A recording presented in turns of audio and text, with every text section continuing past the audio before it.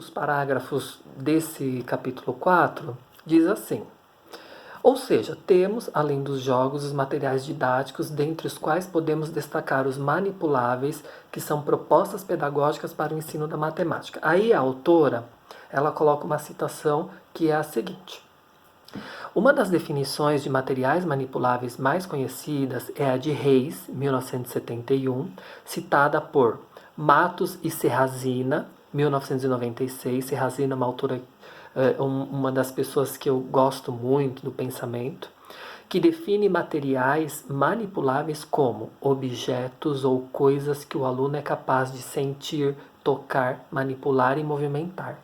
Olha aqui, ratificando o que eu disse a vocês no primeiro dia de aula. O tocar, o pegar, o manipular, o fazer uso de estratégias pessoais para mostrar conhecimento matemático, ele é amplamente aceitável nos anos iniciais. Amplamente aceitável. Isso não são apenas os autores que estão dizendo. Documentos oficiais também mostram isso. Então, não só a ludicidade, assim como os materiais manipuláveis e o uso de estratégias pessoais, também estão embutidos dentro da ludicidade. Se bem usado, muito bem desenvolvidas serão as habilidades nestes alunos e destes alunos.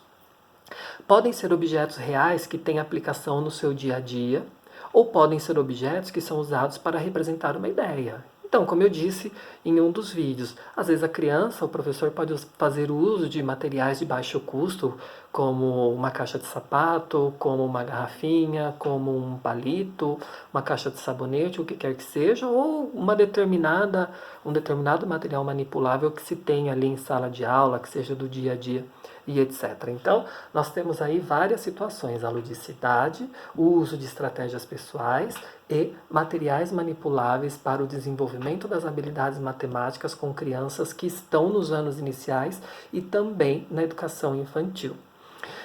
Muito bem utilizada, muito bem será extraído, será emergido esse conhecimento pela criança, para a gente sair da ludicidade, para a gente sair dos materiais manipuláveis, para a gente sair das estratégias pessoais e ir para onde? Para a sistematização matemática. Isso é muito importante o professor pedagogo ter em mente em sala de aula no que se refere à sua prática docente e pedagógica com esses alunos.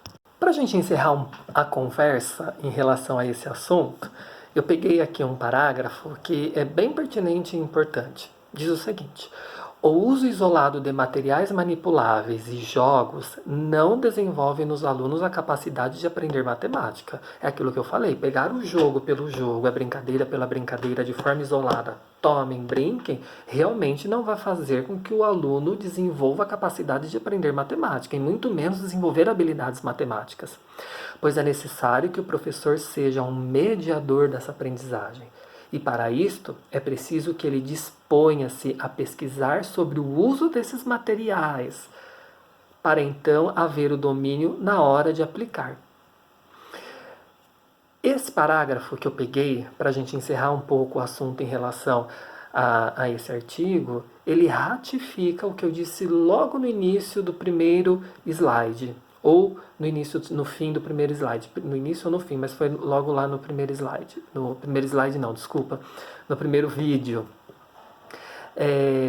Ou o professor tem domínio do conhecimento matemático, ou ele sabe o que ele está fazendo, ou vai ficar uma brincadeira isolada. Ele não vai conseguir perceber o quanto de conhecimento aquela criança tem, o quanto de cultura aquela criança tem, porque o professor não conseguiu entender qual é o objetivo daquela brincadeira ou daquele determinado jogo que ele decidiu trabalhar em sala de aula.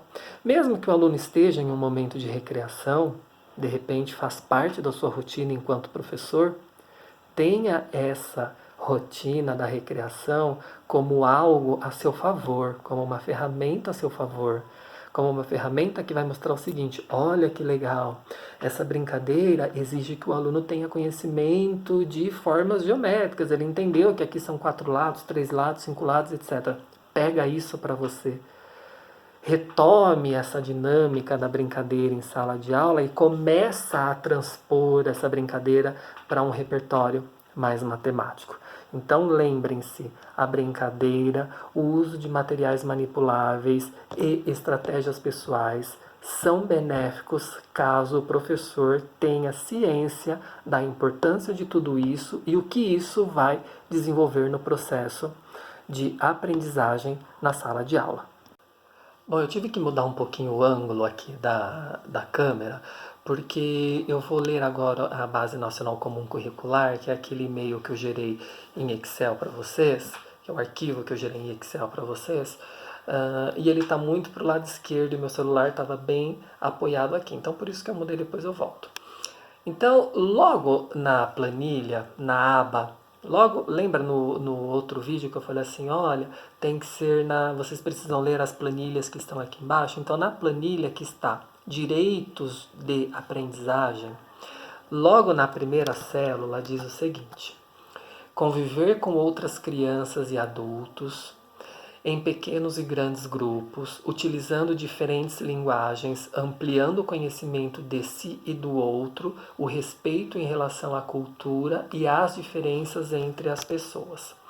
Brincar cotidianamente de diversas formas, em diferentes espaços e tempos, com diferentes parceiros, crianças e adultos, ampliando e diversificando seu acesso a produções culturais, seus conhecimentos, suas imaginações, sua criatividade, suas experiências emocionais, corporais, sensoriais, expressivas, cognitivas, sociais e relacionais. Percebam quanta similaridade tem logo no que diz a Base Nacional Comum Curricular em duas células que eu li, duas linhas, em relação ao que diz o PCN lá na citação do artigo ou efetivamente no que diz o artigo. A criança precisa brincar. O processo de escolarização da criança tem como suporte e ferramenta a brincadeira, a interação, o conhecer o colega. A matemática, a base dela é feita a partir daí. A interação, a convivência, os jogos, a brincadeira, eles são importantes. Então, em momentos diferentes, um documento lá de 1997, um artigo recente, porém não tão recente como a Base Nacional Comum Curricular, e a Base Nacional, que é super atual, estão dizendo que a brincadeira e a ludicidade precisa fazer parte do processo da criança. Então a gente precisa perceber que, além de entender matemática, a gente precisa entender que a matemática é feita a partir dessas ferramentas.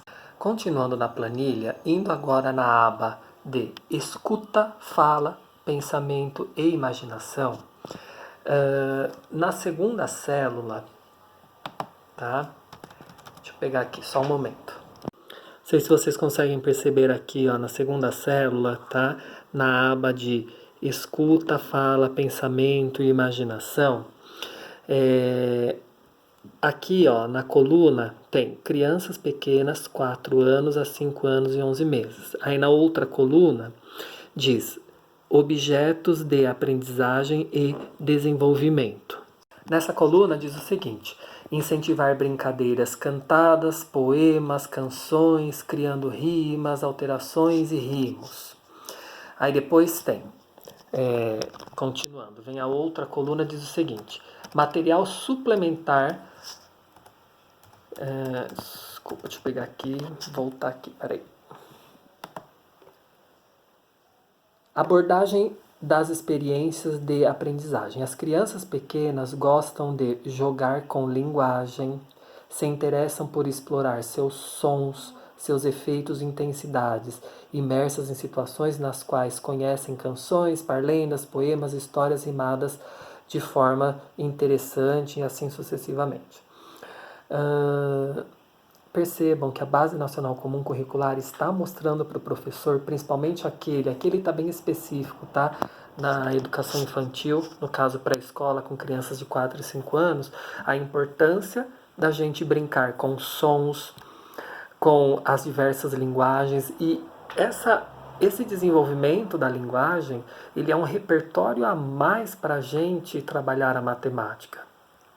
Não é porque eu estou trabalhando sons, poemas, rimas, dentro da perspectiva da educação infantil que eu deixo de trabalhar a matemática. Então percebam que mesmo numa perspectiva, que no caso aqui ele fala de forma geral, mas é uma perspectiva que está implícita, que está colocada na educação infantil e também nos anos iniciais. Ou seja, vamos explorar aquilo que a criança gosta. Vamos explorar a imaginação dessa criança, essa vontade de descobrir, essa vontade do desafio, essa vontade de mostrar para o colega que ele sabe, essa vontade de ensinar o colega, porque eles se desafiam, as crianças gostam, as crianças fazem, elas produzem. Então, vamos ter para o nosso lado essas ferramentas em prol do nosso trabalho. Ludicidade, brincadeira, jogos, materiais manipuláveis, partes do corpo, todo e qualquer tipo de ferramenta em prol do desenvolvimento da matemática. E para a gente finalizar em relação a essa planilha, lá na aba que fala a respeito, que tem de título Espaços, Tempos e Quantidades, na linha 9, tem lá Espaços, Tempos, Quantidades, na primeira coluna, Relações e Transformações, na segunda coluna, Crianças pequenas, 4 a 5 anos e 11 meses, e depois vem a habilidade, né? A habilidade diz o seguinte, deixa eu pegar aqui para vocês, no caso dos objetivos de aprendizagem e de desenvolvimento. Relatar fatos importantes sobre seu nascimento e desenvolvimento, a história dos seus familiares e da comunidade. Vocês acham que isso é à toa? Não é à toa. O uso do repertório daquilo que a criança traz da casa dele, dessa conversa entre professor, aluno e colegas, é o principal repertório que o professor vai utilizar em sala de aula. Assim como no processo que vocês utilizam das letras que as crianças trazem do seu nome, do nome dos pais, é a mesma coisa com os números. A gente trabalha o quê? Data de aniversário, ano, dia da semana, altura, tamanho do pé. Esse é o repertório que a gente vai trabalhar com as crianças. É isso que elas trazem para a gente. Os números que elas conhecem, a idade do pai, da mãe, a quantificação em relação a isso. Tá? Então, percebam que não é à toa. Para tudo se tem um objetivo e de repente a gente tornar um ambiente matematizador em sala de aula é isso. Dias da semana, colocar os dias do mês, data de aniversário, tá bom? E aí depois ele coloca aqui como estratégia, as crianças pequenas aprendem sobre a noção de tempo por meio das diversas experiências que vivem desde o seu nascimento. Então elas já têm uma noção de tempo, elas já têm uma noção de espaço, elas já têm uma noção de clareza, só que elas têm essa noção com base na cultura delas, com base nas crenças delas, com base naquilo que elas tiveram lá na casa delas, com base naquilo que elas tiveram lá na educação infantil, no início da educação infantil, na creche, tá bom?